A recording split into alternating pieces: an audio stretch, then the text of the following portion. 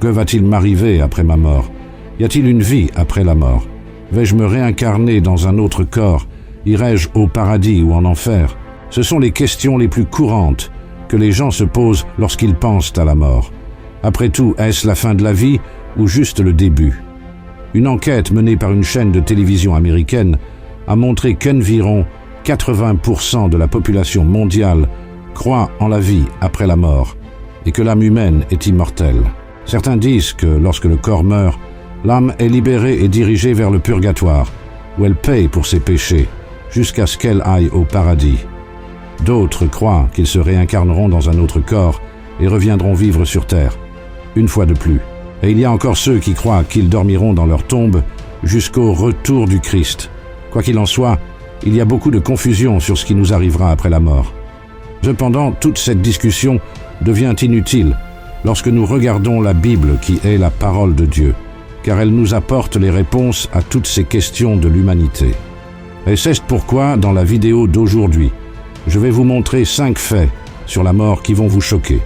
Mais avant de commencer, je veux vous demander de vous abonner à ma chaîne et d'activer la cloche de notification pour recevoir toutes les notifications chaque fois que je publie une nouvelle vidéo d'Accord. Alors venez marcher avec moi, d'Accord? Allons-y.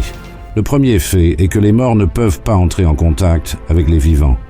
Une autre croyance très répandue parmi les personnes de différentes cultures et religions est que les morts continuent d'influencer la vie de ceux qui sont vivants et qu'ils peuvent leur révéler des choses cachées.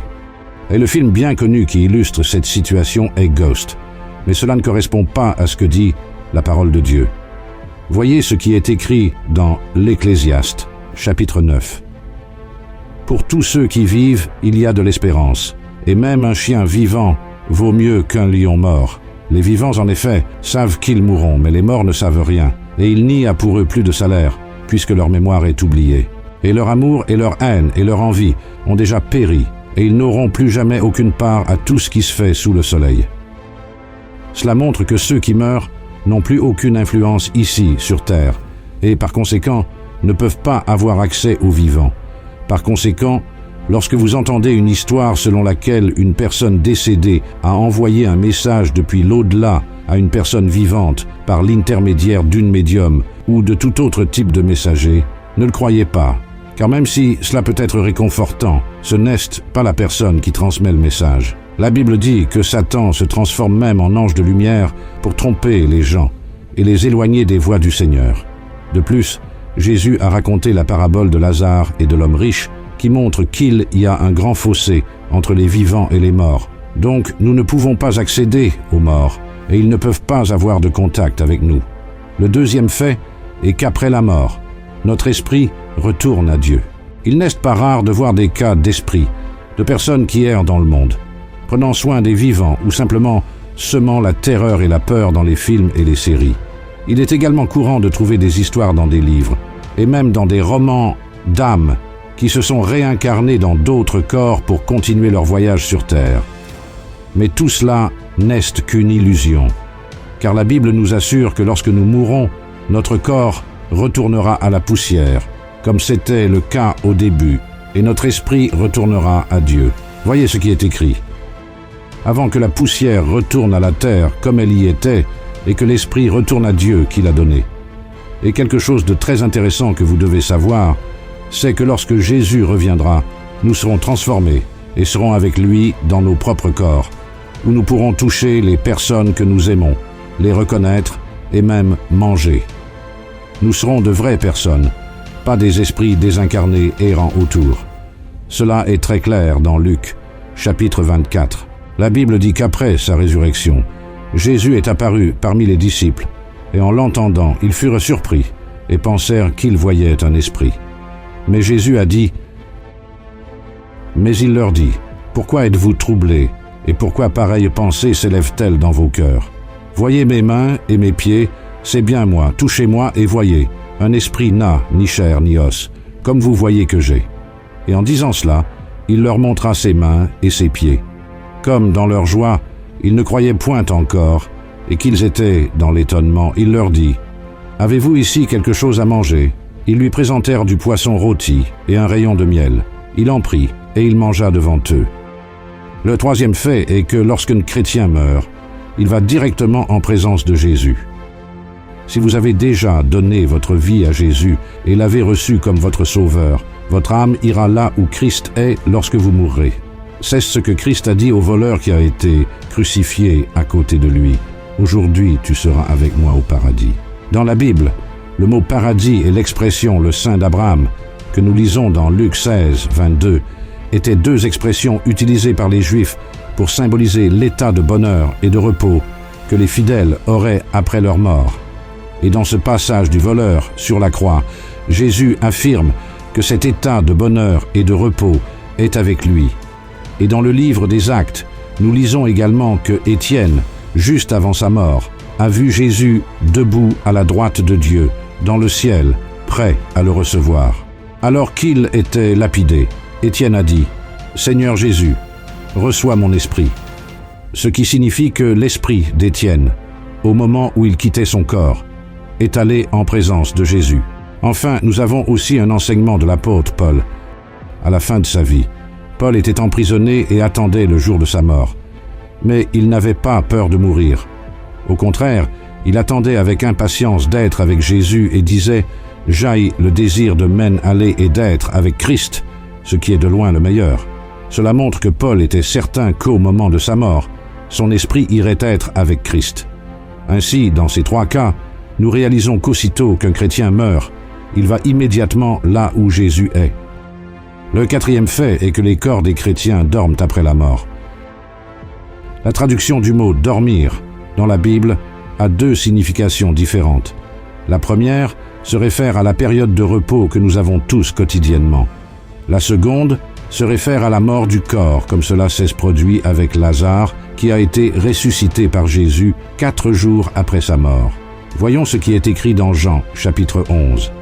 Après ces paroles, il leur dit « Lazare, notre ami, dort, mais je vais le réveiller. » Les disciples lui dirent « Seigneur, s'il dort, il sera guéri. » Jésus avait parlé de sa mort, mais ils crurent qu'il parlait de l'assoupissement du sommeil.